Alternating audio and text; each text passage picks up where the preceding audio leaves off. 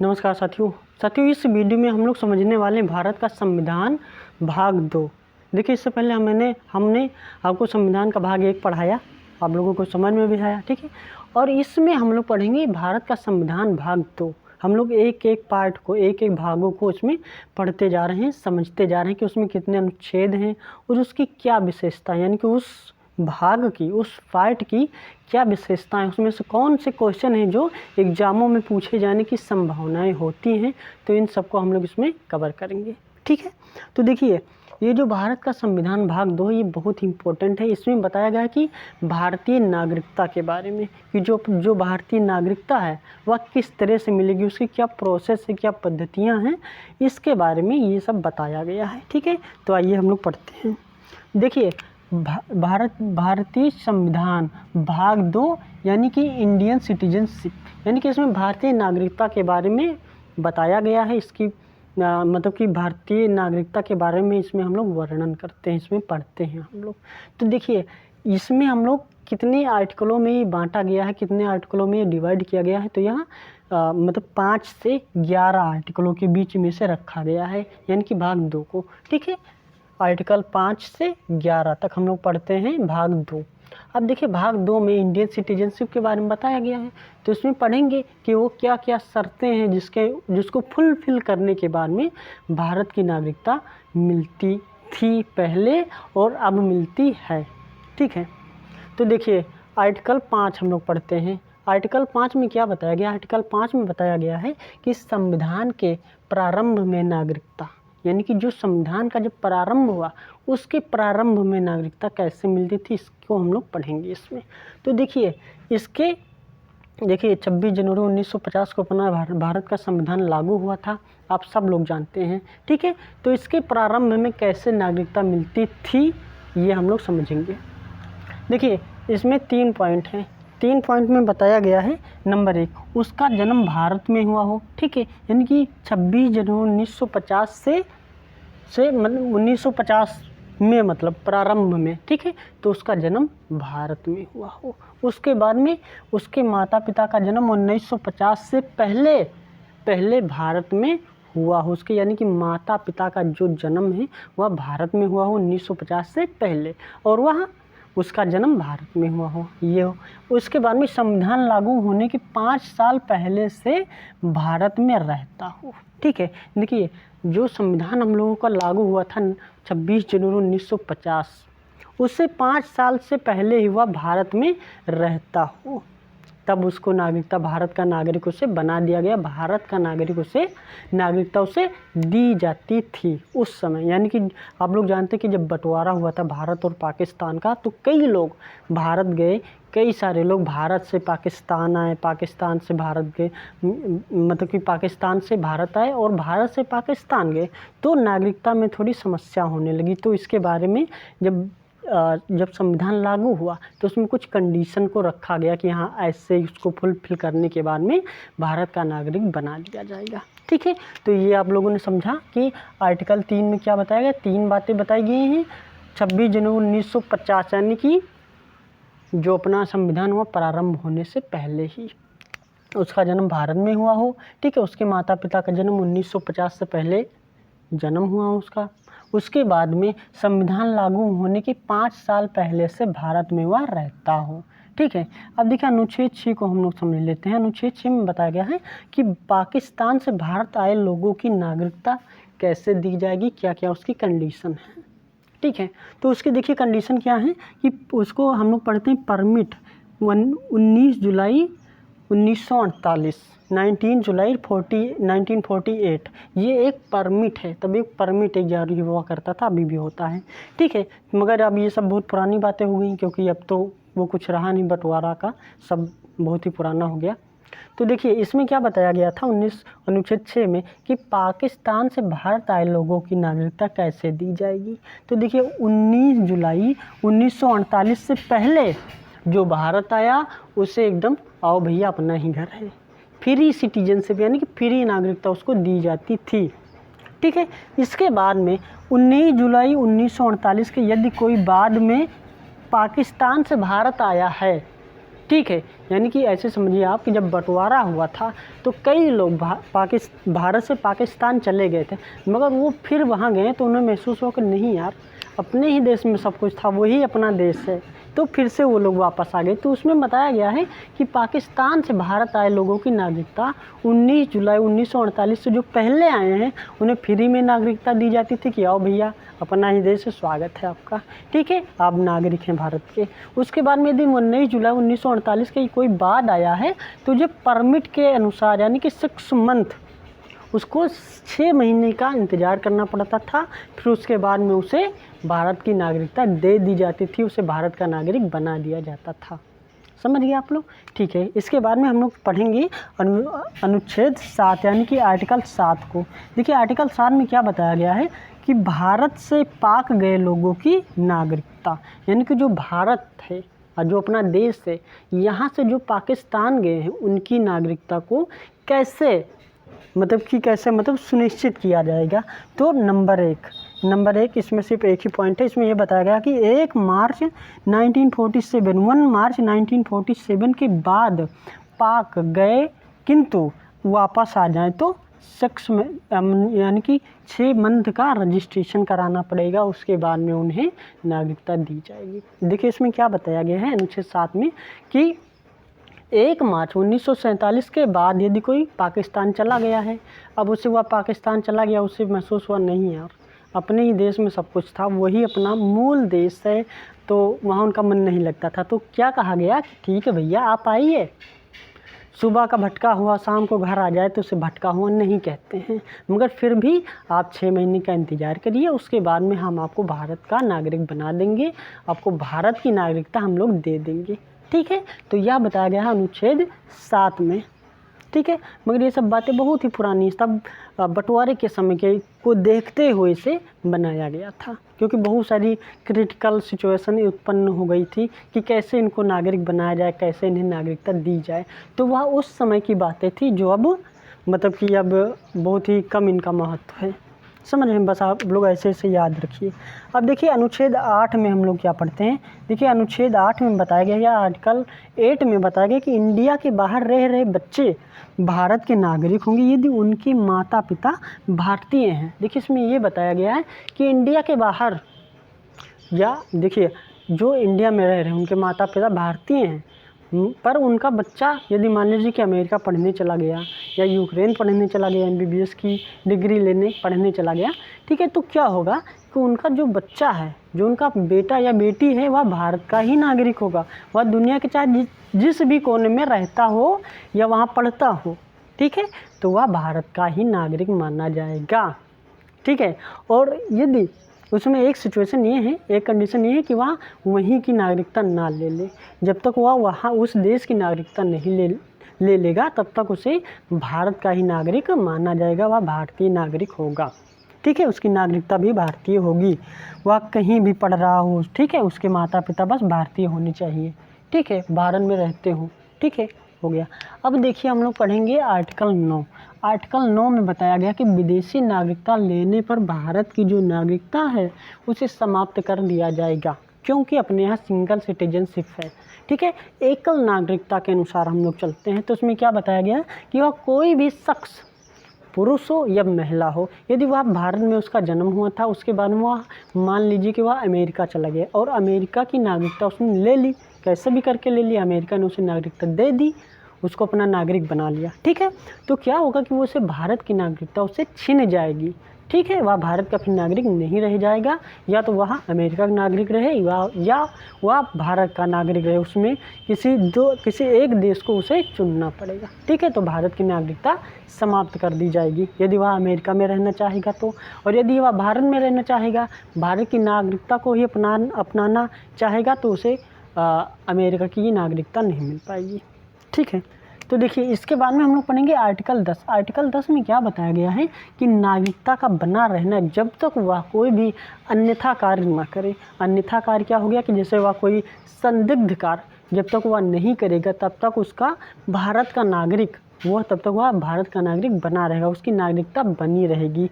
इसमें ये बताया गया कि नागरिकता यानी कि कैसे ख़त्म की जा सकती है।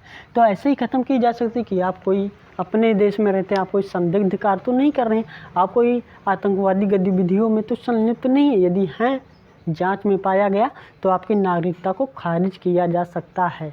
ठीक है, यहाँ हम लोग पढ़ते हैं अनुच्छेद 10 में। ठीक है, अब हम लोग पढ़ेंगे अनुच्छेद 11 जो कि लास्ट है, जो कि अंत है इसका। ठीक है, भाग 2 में सिर्फ 11 तक ही इसमें अनुच्छेदों को हम लोग पढ़ते हैं, 5 से 11 तक हम लोग पढ़ते हैं अनुच्छेदों को। देखिए, इसमें बताया गया है कि नागरिकता से संबंधित कानून जो है वह संसद भवन बनाएगी। संसद भवन को यह अधिकार है कि वह नागरिकता से संबंधित कानून को बनाए और उसे देश में लागू करे। क्योंकि देखिए, जो राज्य के विधानसभाएं होती हैं उन्हें यह अधिकार नहीं दिया गया कि वह नागरिकता के मतलब कानून में संशोधन करें या नागरिकता के कानून को वह बनाए किसी अलग तरीके से। तो ऐसा नहीं हो सकता, यह सिर्फ संसद भवन को ही अधिकार है, यह बताया गया अनुच्छेद 11 में। अब इसमें बताया गया है देखिए सिटीजनशिप एक्ट 1955। देखिए, ये जो सिटीजनशिप एक्ट 1955 आया 1955 में, यहाँ एक कानून आया जिसे हम लोग नागरिकता कानून 1955 के नाम से जानते हैं। इसमें बताया गया है कि जो भारत की नागरिकता है वह किस तरह से हम लोग प्राप्त कर सकते हैं, या कोई भी। देखिए, ये क्या था कि यहाँ तक इसके ऊपर जो हम लोग पढ़ते थे यह सब बंटवारे से संबंधित था। ठीक है, सब बंटवारे से संबंधित था, इसमें कोई लेटेस्ट नहीं था, क्योंकि उस समय की जो क्रिटिकल सिचुएशन को देखकर ही इसे बनाया गया था। अब क्या हुआ कि देखा गया कि सिटीजनशिप एक्ट 1955 इसे लागू किया गया। ठीक है, तो उसमें 5 तरह के नागरिकता देने के प्रावधान को लागू किया गया कि देखिए वो 5 कंडीशन है जिसे कोई भी यदि फुलफिल करता है तो उसे भारत का नागरिक मान लिया जाएगा, भारत की नागरिकता उसे दे दी जाएगी। ठीक है, तो वह कौन कौन सी पाँच बातें हैं, 5 कंडीशंस हैं। देखिए, नंबर 1 है जन्म के आधार पर। देखिए, जन्म के आधार पर कैसे, तो उसके माता पिता का यदि जन्म भारत में हुआ है तो उसका बच्चा भी भारत का ही नागरिक होगा, या उसकी बेटी या बेटा उसका भारत का ही नागरिक होगा। ये तो बहुत ही कॉमन सी बात है। ठीक है, इसके बाद में नंबर 2 वंश के आधार पर। देखिए, वंश आप लोग जानते हैं कि वंश क्या है, जैसे हमारे दादाजी हैं, दादी जी हैं, उसके फिर दादाजी के पिताजी, फिर उनके पिताजी, तो इस तरह से वंश कहलाता है। तो वंश क्या मतलब कि हमारे पूर्वज भारतीय हैं, तो भैया हम भी भारतीय होंगे, हमको भी मतलब अधिकार है ये कि हम लोग भी भारत के नागरिक ही होंगे, भारत की नागरिकता हमें मिलेगी। ठीक है, उसके बाद में रजिस्ट्रेशन। देखिए, रजिस्ट्रेशन क्या है कि कोई भी रजिस्ट्रेशन कराकर भी भारत की नागरिकता ले सकता है। उसके बाद में इसमें या भारतीय लड़की से शादी करने के बाद, यदि मान लीजिए कोई विदेशी है, कोई अमेरिका का है, ठीक है, वह भारत की लड़की से शादी कर ले, जैसे एक का निक जॉन्स है, प्रियंका चोपड़ा शादी किया, तो क्या था कि 7 साल का उसे इंतज़ार करना पड़ेगा। 7 साल वो कहीं भी रहे, अपने देश में रहे या अमेरिका में रहे, कहीं भी रहे, यदि फिर वह चाहे तो भारत की नागरिकता उसे मिल सकती है। बट इसमें एक कंडीशन ये है कि वह होम मिनिस्ट्री यानी कि गृह मंत्रालय पर डिपेंड करता है कि उसे भारत की नागरिकता दी जाए या नहीं दी जाए। ज़बरदस्ती नहीं है कि ये कोई मेरा मूल अधिकार की नहीं, 7 वर्ष बीत गए हमको भारत की नागरिकता दी जाए, ऐसा कुछ नहीं है, आपको कोई मूल अधिकार नहीं है भैया। ठीक है, होम मिनिस्ट्री यदि चाहेगी तो आपको दे देगी, अगर नहीं चाहेगी तो हटिए। ठीक है, तो ये बताया गया है कि भारतीय लड़की से शादी करने के बाद 7 वर्ष का इंतज़ार करिए, उसके बाद में यदि सरकार ने चाहा तो आपको नागरिकता मिल जाएगी, यदि नहीं चाहा तो नहीं मिलेगी, क्योंकि ये मूल अधिकार नहीं है आपका। अब नंबर 4 हम लोग देखेंगे। नंबर 4 में बताया गया देशीकरण विधि द्वारा, यानी कि एक देशीकरण की विधि है, यानी कि देशीकरण की यानी कि अपने पूरे देश में एकदम रम जाओ, अपने देश में पूरी तरीके से देसी हो जाओ, तो हम लोगों को नागरिकता मिल सकती है, या कोई विदेशी तो उसको नागरिकता मिल सकती है। तो कैसे, देखिए, कला एवं विज्ञान के क्षेत्र में वह बहुत पारंगत है, साहित्य के क्षेत्र में वह बहुत पारंगत है। जैसे कोई अमेरिका का कोई साइंटिस्ट है, भारत में आया, ठीक है, तो बहुत सारा वो मतलब कि बहुत बड़ा वैज्ञानिक है, तो उसे भारत की नागरिकता आसानी से दे दी जाएगी कि हाँ भैया आप भारत के लिए काम करिए और भारत का नाम रोशन करिए और भी आपको मतलब देश को आगे बढ़ाएं, तो आसानी से मिल जाएगी। तो ये विज्ञान, कला, साहित्य, इसके क्षेत्र में यदि बहुत पारंगत है कोई, तो उसे भी भारत की नागरिकता आसानी से मिल जाएगी, कोई भी यदि विदेशी है तो।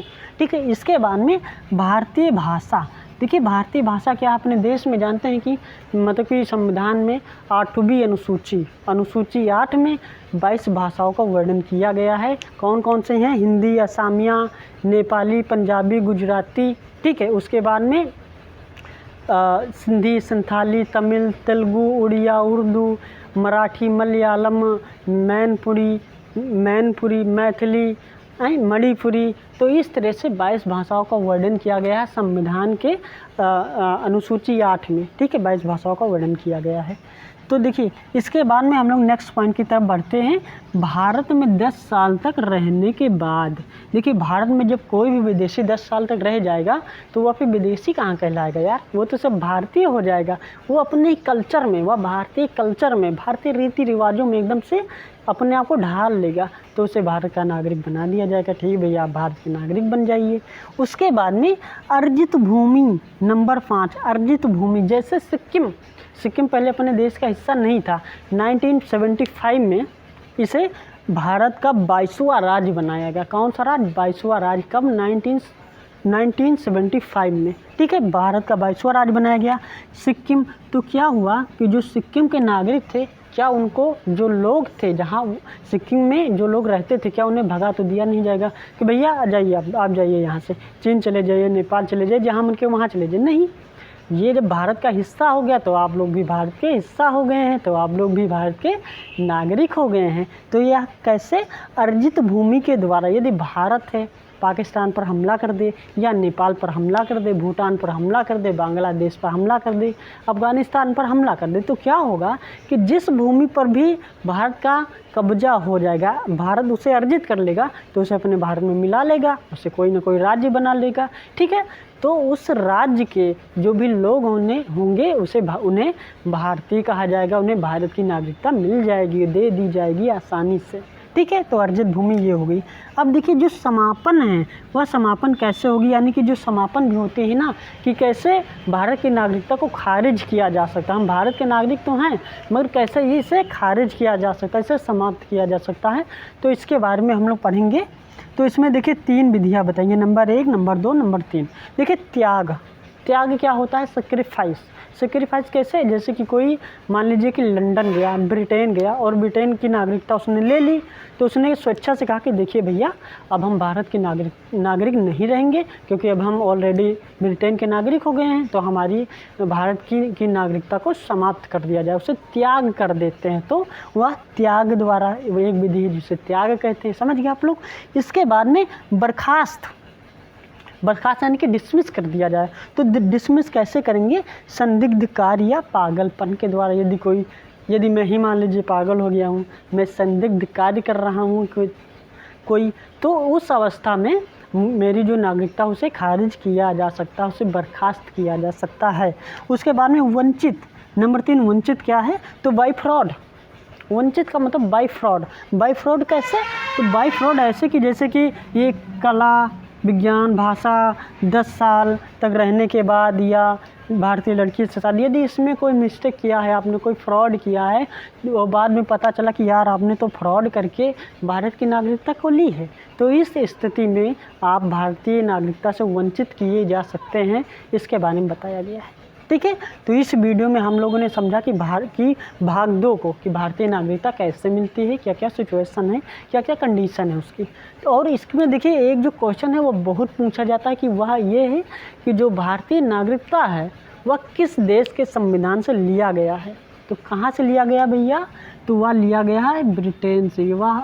ये हमें अंग्रेज लोग देकर गए हैं। ब्रिटेन से हमें संसदीय प्रणाली जो है ना, कि जो संसद की जो प्रणाली, लोकसभा, राज्यसभा, ये सब कहाँ से लिया गया है? ब्रिटेन से लिया गया। इसके बाद में नागरिक यानी कि भारतीय नागरिकता जो है भाग 2 को भी ब्रिटेन के संविधान से लिया गया है। और यदि बात ये हो, कई बार एग्जाम में ये भी पूछा जाता है कि भारतीय नागरिकता की जो मतलब कि नागरिकता है वह किस तरह की है। तो एक ऑप्शन आपको दिया जाएगा, सिंगल सिटीजनशिप, डबल सिटीजनशिप, यानी कि एकल नागरिकता या दोहरी नागरिकता। तो भारत की जो नागरिकता वह एकल नागरिकता है, यानी कि सिंगल सिटीजनशिप है, उसे सिंगल सिटीजनशिप कहते हैं, ठीक है। सिंगल सिटीजनशिप का मतलब ये होगा, देखिए कि हम लोग भारत के ही नागरिक होंगे। जैसे कि हम उत्तर प्रदेश में रह रहे हैं, तो ये नहीं कि हम उत्तर प्रदेश के भी नागरिक हैं और भारत के भी नागरिक हैं। या आप मान लीजिए राजस्थान में रह रहे हैं या किसी और राज्य में रह रहे हैं, तो आप ये नहीं कह सकते कि भैया हम देखिए बिहार के भी नागरिक हैं और भारत के भी नागरिक हैं, तो हमें डबल यानी कि दोहरी नागरिकता मिली हुई है। ऐसा नहीं है। इसमें ये बताया गया कि आप सिर्फ भारत के ही नागरिक हैं, आपके पास सिर्फ एकल नागरिकता है, सिंगल सिटीजनशिप है। ठीक है, तो इस वीडियो में बस इतना ही। ये वीडियो आप लोगों को कैसा लगा आप लोग हमें कमेंट सेक्शन में लिखकर बताएं और मिलते हैं नेक्स्ट वीडियो में। तब तक के लिए जय हिंद।